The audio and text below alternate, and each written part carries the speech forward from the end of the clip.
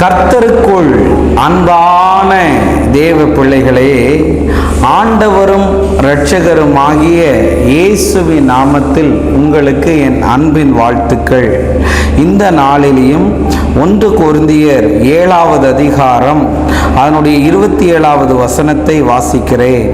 நீ உன் மனைவியோடே கட்டப்பட்டிருந்தால் கட்டவிழ்க்கப்பட வகை தேடாதே என்று எழுதியிருக்கிறத பார்க்க முடியும். இன்னைக்கு என் மெசேஜோடைய தலைப்பு என்ன தெரியுமா? உன் வாழ்க்கை கட்டப்படும் என்று பேச விரும்புகிறேன். வேதம் சொல்லுகிறது, நீ உன் மனைவியோடு கட்டப்பட்டிருந்தால் அவைகளை அவிழ்க்க வகை தேடாதே என்று எழுதியிருக்கிறத பார்க்க முடியும். இன்னைக்கு கல்யாணமான நிறைய புருஷர்கள் தன்னுடைய மனைவியை எப்படியாவது கலட்டி விடலான்னு நினைக்கிற ஒரு சமுதாயத்துக்குள்ள வாழ்ந்து கொண்டிருக்கிறோம். இப்படிதான் வாழணும்னு ஒரு வாழ்க்கை போய் எப்படி வேணாலும் வாழலாம், யார் கூட வேணாலும் வாழலான்னு ஒரு வாழ்க்கைக்கு நேராய் நம்ம வந்திருக்கோங்க. இது எவ்வளோ பெரிய கொடுமையான காரியம் அல்லவா? இன்னைக்கு வேதம் சொல்லுகிறது, நீ உன் மனைவியோட கட்டப்பட்டிருந்தா அதை அவிழ்க்கிறதற்கு வகை தேடாதேன்னு. இன்னைக்கு நிறைய குடும்பத்தினுடைய கேஸ் கோர்ட்டில் இருக்குது. எனக்கு உன் கூட வாழ பிடிக்கல, உன்னை எனக்கு நீ என் வாழ்க்கையில் வந்ததுனால தான் என் வாழ்க்கையில் நிம்மதி போச்சு, சந்தோஷம் போச்சு, நீ என் வாழ்க்கையிலேருந்து செத்து தொலைஞ்சு போனெல்லாம் நிறைய பேர் சொல்லுகிறத கேட்க முடியுது, பார்க்க முடியுது. ஆனால் தேவ பிள்ளையே, உன்னை பார்த்து சொல்லுகிறேன், உன் மனைவியோடு கட்டவிழ்க்கப்பட நீ வகை தேடக்கூடாதுன்னு இருக்கு. அப்படின்னா என்னன்னா, சான்ஸ் வரும்போது அப்படி அவளை கழட்டி விட்டுறலாம், அவளை அம்மா வீட்டுக்கு சொல்லி விட்டுறலாம் அப்படின்னு நீ தேடக்கூடாதுன்னு வேதம் சொல்லுகிறது. இன்னைக்கு உன் மனைவியை நீ நேசிக்க வேண்டும், உன் மனைவிக்கு செய்ய வேண்டிய கடமைகளை செய்ய வேண்டும். இன்னைக்கு வேலைக்கும் போக மாட்டேன், என் இஷ்டத்துக்கு தான் நான் வாழுவேன், என் இஷ்டத்துக்கு தான் நான் வருவேன், என் இஷ்டத்துக்கு தான் நீ போவேன்னு சொன்னா, ராஜா நீ கல்யாணம் பண்ணாம இருந்திருக்கலாம், அந்த பிள்ளையோட வாழ்க்கையாவது நல்லா இருந்திருக்கும்.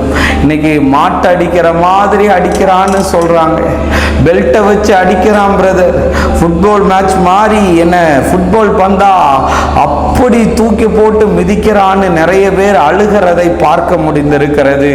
தேவ பிள்ளையே, நீ யாரா இருந்தாலும் உன் கூட பிறந்த ஒரு சகோதரனை போல உன்னை பார்த்து நான் சொல்லுகிறேன், உன் மனைவியோடு சேர்ந்து வாழ நீ முயற்சி செய். ஷபரபலபா. இன்னைக்கு பலவிதமான எல்லா கார் வச்சிருக்கிறான், 1க்கு 2 வீடு வச்சிருக்கிறான். நான் வீட்டை சொன்னேன், பில்டிங் கட்டியிருக்கல அந்த வீட்டை, வேற எந்த வீட்டையும் சொல்லலை. அந்த வீட்டை வச்சிருக்கிறான், நல்ல லட்சக்கணக்கில் சம்பாதிக்கிறான். ஆனால் வாழ்க்கையில் வீட்டுக்கு வந்தால் நிம்மதியே இல்லை.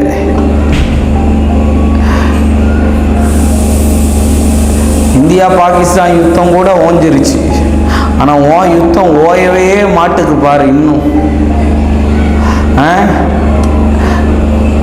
நீ என்ன கொண்டு வந்த உன் வீட்டில் இருந்து என் அழகுக்கு முன்னாடி நீ நிற்க முடியுமா? நான் எவ்வளோ படிச்சிருக்கேன் தெரியுமா? கல்யாணத்துக்கு முன்னாடி இதெல்லாம் யோசிச்சிருக்கலாம்ல. கல்யாணத்துக்கு அப்புறம் நான் அப்படி வாழ்ந்திருப்பேன், நான் இப்படி வாழ்ந்திருப்பேன்னு சும்மா புருடா டைலாக் விட்டுட்டு இருக்காத. உன் மனைவி கருப்போ இல்லை வெள்ளையோ, குட்டையோ நெட்டையோ, அவ கூட வாழ்றதுக்கு பழகு. ஏன்னா வேதம் சொல்லுகிறது, வகை தேடாதேன்னு இருக்கு. எப்படியாவது ஒரு சான்ஸில் மாட்டாமையா போயிடுவான், எப்படியாவது ஒரு சான்ஸில் மாட்டாமையா போயிடுவான்னு சொல்லி நினச்சிக்கிட்டு இருக்கிற.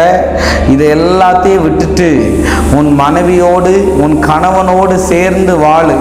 கல்யாணம் முடிஞ்ச உடனே அம்மா வீட்டுக்கு ஓடுற, இல்லாட்டி உன் கண்ட்ரோலுக்குள்ளே வைக்கணும்னு அவனை போட்டு பாடாப்படுத்துகிற. அடிக்கடி என் மெசேஜில் சொல்லுவேன், கல்யாணத்துக்கு அப்புறம் தன்னுடைய தாய் நீ ரொம்ப மாறிட்டேன்னு தாய் மகனை பார்த்து சொல்லும். அங்கே அவள் பார்த்து சொல்லுவா, நான் உன்னை நம்பி தான் வந்தேன்னு. இவன் நடுவில் நின்று மண்டையை பிச்சுட்டு பைத்தியமாக அலைய வேண்டிய சூழ்நிலை வரும். தேவ பிள்ளைகளே, இன்னைக்கு வகை தேடாதே, உன் மனைவியோடு வாழ பழகு. உன் மனைவியை ஏற்றுக்கொள். நீ சண்டை போட்டு வீட்டுக்கு அனுப்பியிருந்தா கூட்டிட்டு வா. மனஸ்தாபமாக இருந்தால் பேசி தீர்த்துக்கலாம். அதுக்குன்னு பிரியணும்னு முடிவெடுக்காத சகோதரா சகோதரி, கர்த்தர் உன்னை ஆசீர்வதிப்பார், உன் வாழ்க்கையை கட்டுவார். நம்ம ஜெபிப்போம். அன்பான நல்ல ஆண்டவரே, இந்த நேரத்துக்காக உமக்கு நன்றி சொல்லுகிறேன். ஆண்டவரே, கணவனை பிரிய வேண்டும் என்று மனைவியும், மனைவியை பிரிய வேண்டும் என்று கணவனும் இருந்தால் கர்த்தர் இவர்களை தொட்டு ஆண்டவரே இவர்களுக்கு ஒரு பெரிய விடுதலையை கொடுத்து இவர்களை வாழ வையும். இயேசுவின் நாமத்தில் வேண்டுகிறேன் நல்ல பிதாவே. ஆமேன், ஆமேன், ஆமேன். God bless you. கர்த்தர் உங்களை ஆசீர்வதிப்பார்.